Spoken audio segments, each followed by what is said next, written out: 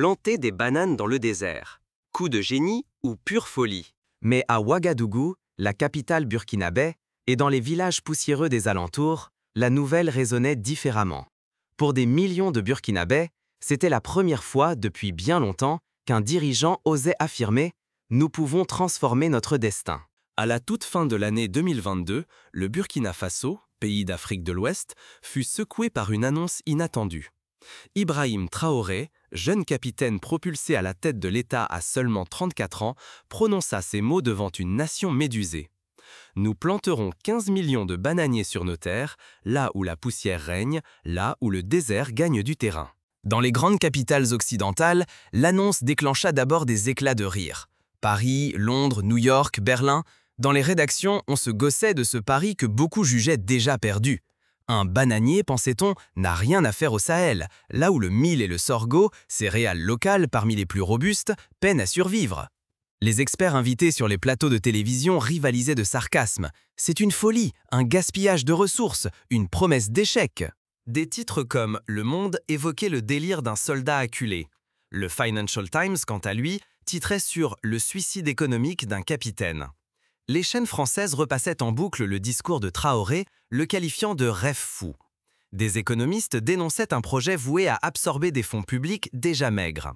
Les agences de développement s'inquiétaient d'un tel gaspillage expérimental et plusieurs diplomates occidentaux murmuraient, à mots couverts, que ce geste pouvait sceller le sort du Burkina Faso pour des décennies. Pourquoi la banane? Pourquoi ce fruit, symbole d'abondance tropicale, dans un océan de sable? Dans les quartiers populaires de la capitale, familles et voisins se rassemblaient autour de vieux postes radio, écoutant la voix du capitaine. Les mots « 15 millions de bananiers » circulaient de bouche à oreille, avec un mélange d'incrédulité, de rêve et de défi. Dans les campagnes, les paysans, d'abord sceptiques, se demandaient « Et si c'était possible ?» Mais pourquoi la banane précisément? Dans ce contexte, planter 15 millions de bananiers n'est pas seulement une question d'agriculture. C'est un acte de rébellion, une déclaration de guerre à la fatalité. C'est aussi une main tendue à la dignité collective, un appel à la souveraineté alimentaire et à l'émancipation économique. Pour comprendre, il faut revenir à l'histoire du Burkina Faso. Anciennement appelé Haute-Volta, ce pays enclavé a subi, depuis l'indépendance en 1960, une succession de coups d'État, de crises économiques, de sécheresses ravageuses et plus récemment, la menace terroriste.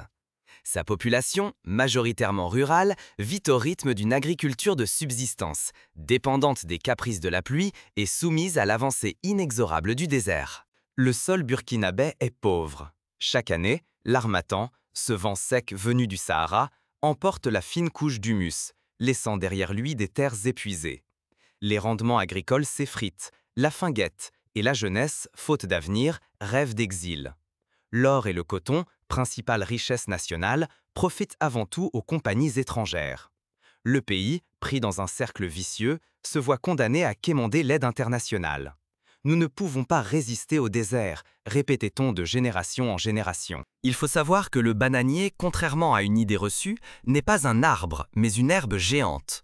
Il pousse vite, très vite. Dans des conditions optimales, il produit ses premiers régimes en moins d'un an. À titre de comparaison, un manguier mettra jusqu'à 5 ans avant de donner ses premiers fruits. Un karité, arbre emblématique de la savane, exigera 10 à 15 ans. Le bananier, lui, promet une récolte annuelle, régulière, abondante. De plus, la banane n'est pas qu'un fruit à croquer. Au Cameroun, en Ouganda et au Bénin, on la transforme en farine, en chips, en purée pour les bébés, en bière locale, en plat traditionnel. Les feuilles deviennent des assiettes naturelles ou enveloppent les aliments pour la cuisson. Les tiges, riches en fibres, sont utilisées pour fabriquer des cordages, des paniers ou servent de fourrage pour le bétail. Rien n'est perdu. Sur le terrain, les premières expérimentations commencent. Pourtant, le défi reste immense. Le climat du Burkina Faso, caractérisé par une saison sèche de 8 mois, une chaleur accablante, des pluies brèves et souvent erratiques, n'est pas naturellement propice aux bananiers. Planter ce fruit, c'est donc défier la géographie et le ciel. Le choix du bananier s'inspire aussi d'exemples historiques. À la fin des années 70, l'Inde, confrontée à la famine, lança la Révolution verte en misant sur le riz et le blé à haut rendement, bouleversant la sécurité alimentaire du sous-continent. Au Rwanda, dans les années 90, le gouvernement encouragea la culture intensive de la banane plantain pour lutter contre la malnutrition et diversifier l'économie. Ces expériences rappellent qu'un choix audacieux, adapté au contexte local, peut réécrire le destin d'un pays. Mais Ibrahim Traoré et ses conseillers ne sont pas naïfs. Ils savent que pour réussir, il faudra réinventer tout un modèle agricole. L'État mobilise alors des équipes d'agronomes, des chercheurs, des ingénieurs. Des partenariats sont noués avec des instituts au Bénin et au Kenya, où des variétés de bananiers tolérantes à la sécheresse ont été développées. Des agriculteurs burkinabés partent en stage en Ouganda pour apprendre les techniques de culture sous contrainte hydrique. Les premiers mois sont difficiles. Sur 100 plants, 50 meurent, dévorés par les termites ou brûlés par le soleil. Mais les 50 survivants grandissent, lentement mais sûrement. Au bout d'un an, les premiers régimes apparaissent. Les enfants du village, émerveillés, goûtent une banane cultivée sur leur propre sol, pour la première fois de leur vie. L'État organise alors une grande campagne de mobilisation. Des affiches sont placardées dans toutes les villes. Un bananier, une famille, un avenir. Les écoles participent, les associations de jeunes s'impliquent, les soldats eux-mêmes plantent des arbres sur les bases militaires. À la radio, des chansons vantent la bananeraie du Sahel.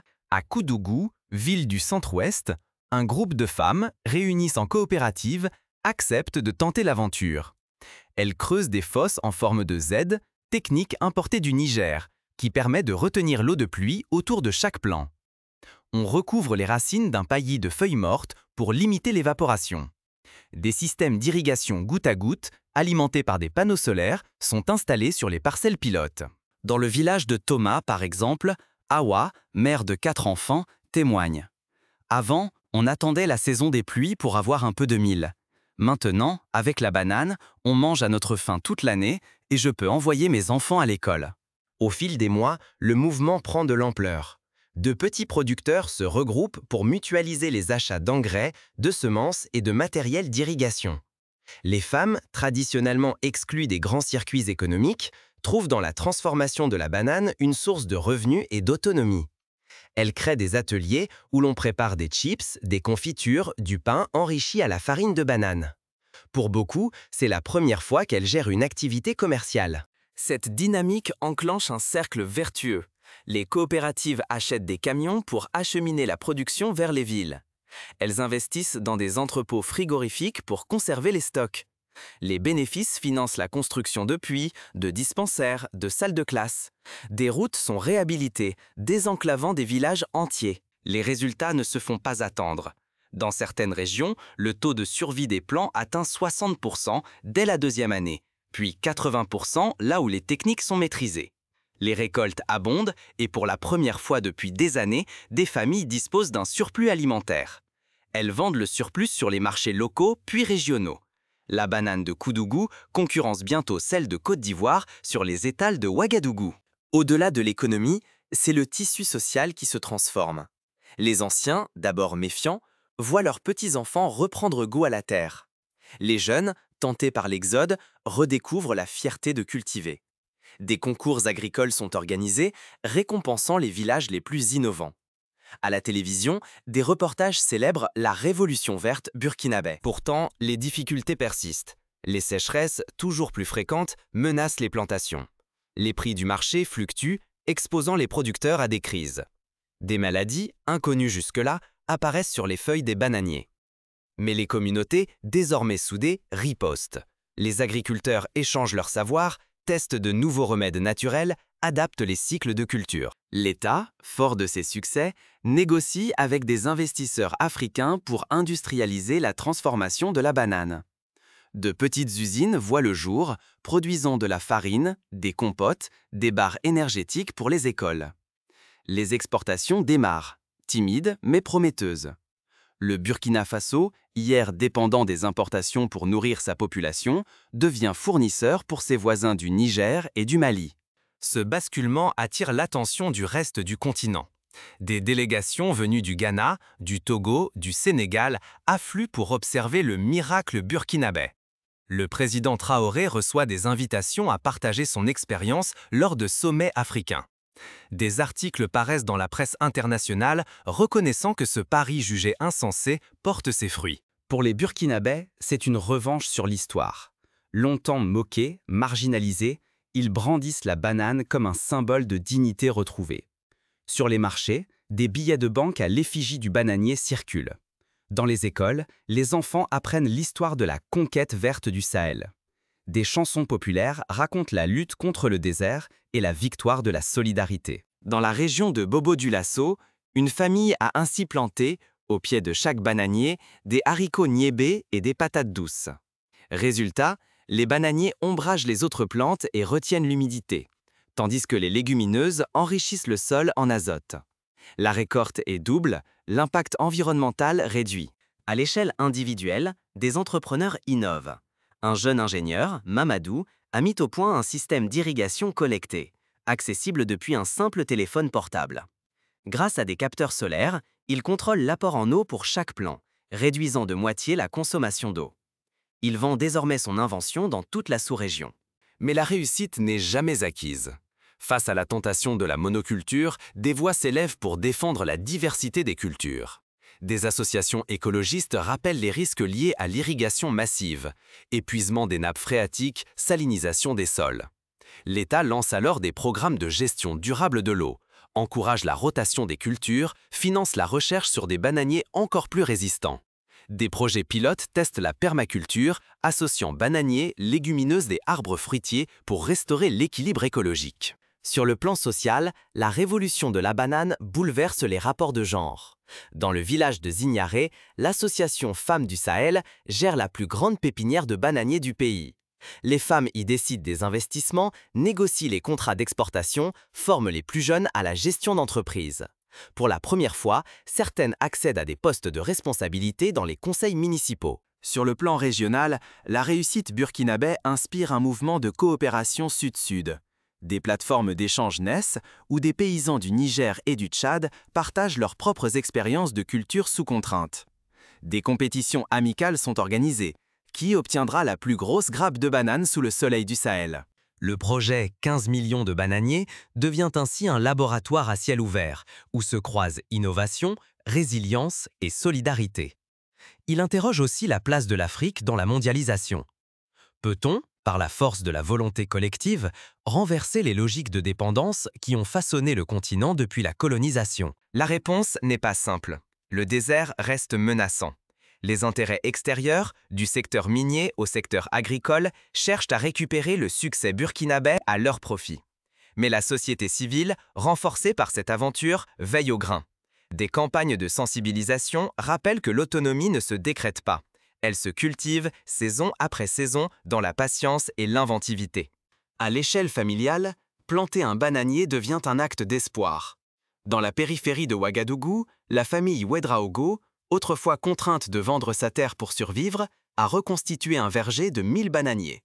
Grâce aux revenus générés, elle a pu rénover sa maison, scolariser ses enfants et même employer 2 voisins comme ouvriers agricoles. En regardant dans le rétroviseur de l'histoire, on retrouve d'autres exemples où un pari jugé impossible a changé le sort d'un pays. Au Brésil, la plantation massive de soja dans le Cerrado, zone autrefois jugée impropre à l'agriculture, a propulsé le pays au rang de géant agricole mondial. En Israël, la transformation du désert du Negev en verger et en champs fertiles a été rendue possible grâce à l'irrigation au goutte à goutte et à une mobilisation nationale sans faille. Mais chaque révolution agricole comporte ses écueils. Épuisement des ressources, dépendance à un seul produit, fragilisation des écosystèmes. Les Burkinabés, instruits par les erreurs d'ailleurs, tâchent de ne pas répéter les mêmes fautes. L'État instaure un observatoire indépendant chargé de surveiller l'impact environnemental du projet. Des quotas sont fixés pour éviter la surproduction et maintenir des prix stables. Dans les écoles, des clubs jeunes planteurs voient le jour. Les élèves apprennent à butturer, à irriguer, à lutter contre les maladies. À la fin de l'année, les meilleurs reçoivent un diplôme et une bourse pour poursuivre des études agricoles. Le métier d'agriculteur, longtemps perçu comme une voie de garage, retrouve ses lattres de noblesse. Mais le cœur de la réussite reste la mobilisation populaire. À chaque saison sèche, des milliers de Burkinabés continuent de planter, d'arroser, de pailler et de protéger leurs bananiers. Le geste, répété inlassablement, est devenu rituel. Il rappelle que la souveraineté ne se gagne pas en un jour, mais s'entretient dans la durée. Le projet des 15 millions de bananiers n'a pas seulement changé la géographie du pays, il a transformé les esprits. Là où l'on voyait des limites, on voit désormais des possibilités. Là où régnait la résignation, l'imagination a pris le relais. Là où l'on attendait tout de l'extérieur, on crée, on invente, on partage. Sur la scène internationale, les bailleurs de fonds, d'abord réticents, s'intéressent à leur tour au modèle burkinabé. Des ONG spécialisées dans l'agriculture durable proposent leur soutien technique. Des investisseurs éthiques, sensibles à l'impact social du projet, financent la création d'une Cité de la banane, pôle d'innovation dédié à la recherche variétale et à la transformation agroalimentaire. Au final, la banane du Sahel est devenue bien plus qu'un fruit. Elle incarne la capacité d'un peuple à se réinventer, à transformer l'adversité en ressource, la contrainte en opportunité. Elle est le témoignage vivant que, même dans un océan de sable, le rêve peut devenir réalité. Alors, planter des bananiers dans le désert, coup de génie ou pure folie? Et vous, face à votre désert, que choisirez-vous de planter? La question reste ouverte.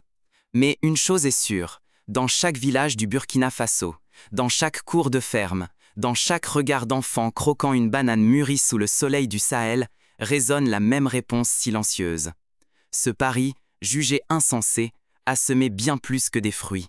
Il a planté la dignité, la confiance et l'espoir d'un continent debout.